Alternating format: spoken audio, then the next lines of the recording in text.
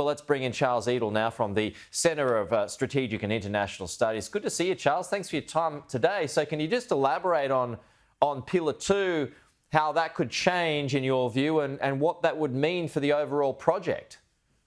Sure, Pete. Thanks very much for having me on. Look, that's one of several suggestions. And on the Pillar 2 front, Abe Denmark, my co-author, and I stressed the fact that we think that one of the key lessons that's emerged from 4 years of AUKUS thus far is that Pillar 2 is a bit too diffuse, and it needs to concentrate efforts to turn out actual deterrent capabilities quicker. We have 3 recommendations for where the country should be putting their efforts, but it's not to slim down, it's rather to narrow the focus to make sure that we produce more deterrent capabilities quicker. But of course, that's only one of a suite of about 15 recommendations we have in this new report. So what are the major ones? I mean, if you could simplify it for me, what should be out and what should be in? Yeah, so Pillar 2, if we're discussing the critical and emerging technologies, has about 8 different lines of effort.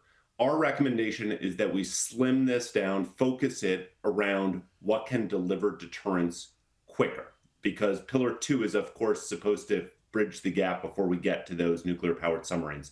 So we make a recommendation that all 3 countries should focus on long-range strike, autonomous systems, and integrated missile defense as capabilities are likely to come online quicker and actually send more of a deterrent signal. Is AUKUS still good? Is it on track, or are you worried that it could be nixed by Elbridge-Colby?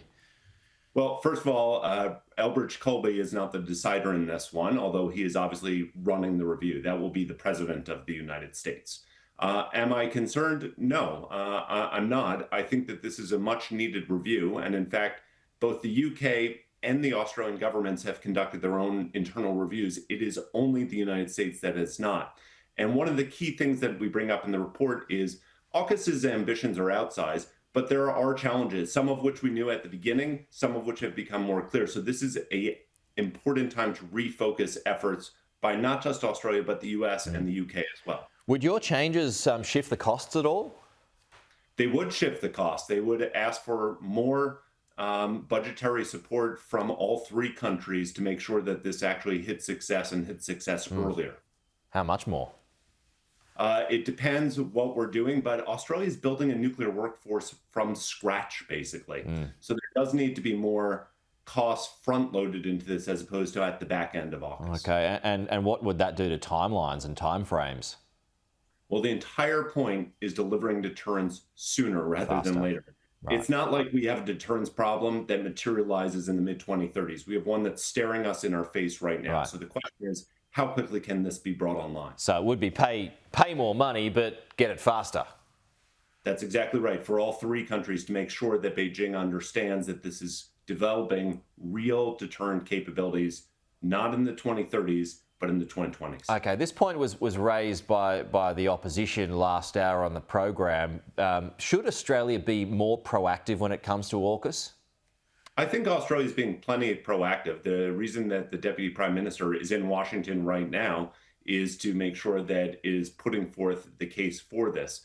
There's a separate question about funding issues around this, but I think that making sure that all 3 countries are discussing this, not defense bureaucrats, but from the top political level, is something that's incumbent on Australia, but also on the UK and the US as well. Do you think that there is truth to us having to spend more on defense, getting it to 3.5%, for example? Would that be a factor in America continuing the AUKUS deal? Look, that's obviously something that the Washington Pentagon is talking about. But this is also something that's being talked about not just in Australia, but across Europe and across the entire Indo-Pacific region, because it's not simply a number, 3.5%. The correct benchmark is, are you spending enough relative to those who do you harm? And the truth of the matter is that Australia, no less the United States and others, have fallen behind on that metric. All right, we'll have to leave it there. But Charles, thanks for your time this morning. We'll talk to you again.